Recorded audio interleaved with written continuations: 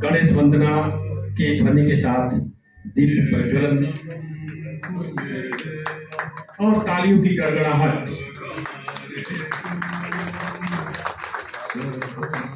कपूर लगाया हुआ है। आप आइए।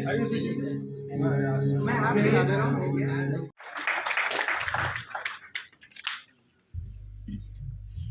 बिना देखे ताली कैसे लोग बजाए?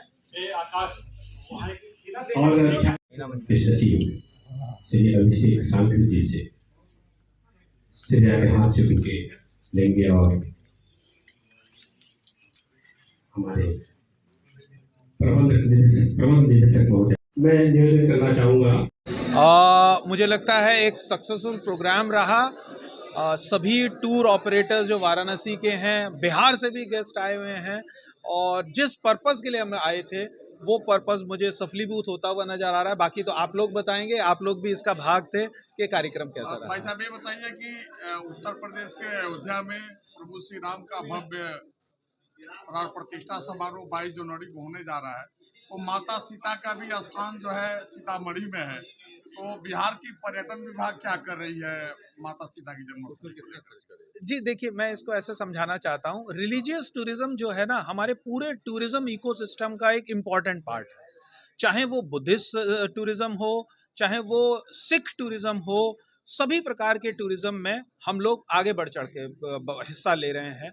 अगर हम बात करें जो रामायणा सर्किट हमारा है, उसमें जैसे राम भगवान अयोध्या से बिलोंग करते हैं, ऐसे सीता माँ जो हैं वो बिहार से बिलोंग करती हैं। और हमारा उनका जो जन्मस्थली है पुनौरा धाम, वो सबसे पायस स्पॉट है। उस स्पॉट के ऊपर हम लोग इंफ्रास्ट्रक्चर अपग्रेडेशन की बहुत बड़ी स्कीम के द्वारा कार्य कर रहे हैं। वहाँ पे और ज़मीनों का अधिग्रहण किया गया है। वहाँ पे हम लोग जितनी प्रकार की एमिनिटीज़ हैं, चाहे वो पार्किंग की सुविधा हो, चाहे वो वॉशरूम्स की सुविधाएं हो, चाहे वो कैफेटेरिया हो, कॉलोनेट्स हो, पूजा की सामग्री हो, अलग तरह की विभिन्न प्रकार की झांकियां हो, सभी अब आपको माँ सीता की नगरी में मिलेंगी। उस योजना को स्वीकृत हो चुकी है, कार्य प्रारंभ हो गया। क्या बजट है उसका? विशेष कार्यक्रम होने बजट क्या है माँ सीता की स्थली का? जी अभी हम लोगों ने करीब 72 करोड़ का फर्स्ट राउंड में है और आने वाले दिनों में अगर जरूरत होगा तो हम उस बजट को भी 22 जनवरी को बिहार में विशेष क्या होने जा रहा है। टूरिज्म के पॉइंट ऑफ व्यू से तो ऐसा कुछ नहीं है, लेकिन हम लोग जितने हमारे टूरिस्ट हैं उनका बहुत बहुत स्वागत करते हैं। अभय जी ये बताइए, अयोध्या में जो प्राण प्रतिष्ठा समारोह हो रहा है उसकी वजह से टूरिज्म इनहेंसमेंट के पोटेंशियल को देखते हुए बिहार टूरिज्म भी कुछ काम करना चाह रही है? देखिए, आप इसको ऐसे देखिए कि हर स्टेट का एक अपना इकोसिस्टम होता है और मैंने यही बताया आपको। जो महाबोधि है, महाबोधि टेम्पल है, वो बुद्धिस्ट सर्किट का पिनिकल है।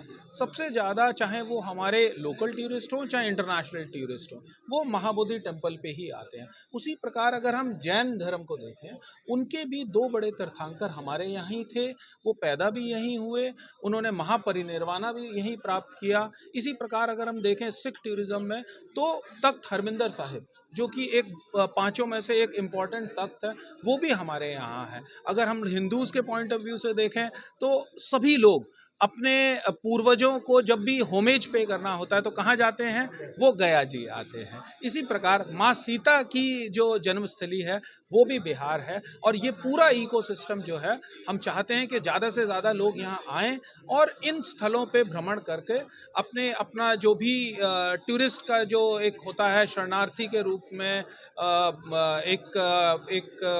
अगर हम लोग कहें पिलग्रिमेज के रूप में माने, तो उसका वो लाभ उठा सकते। एक सवाल और है, जैसे वाराणसी में काशी विश्वनाथ की बहुत महिमा है, उसी तरीके से आपके बिहार जो कि अब थोड़ा सा दूसरी तरफ शिफ्ट हो गए हैं, बैद्यनाथ की, वहाँ के लिए भी काफी लोगों का आना जाना होता है, तो इसकी कनेक्टिविटी के लिए भी बिहार टूरिज्म कुछ कर रहा है?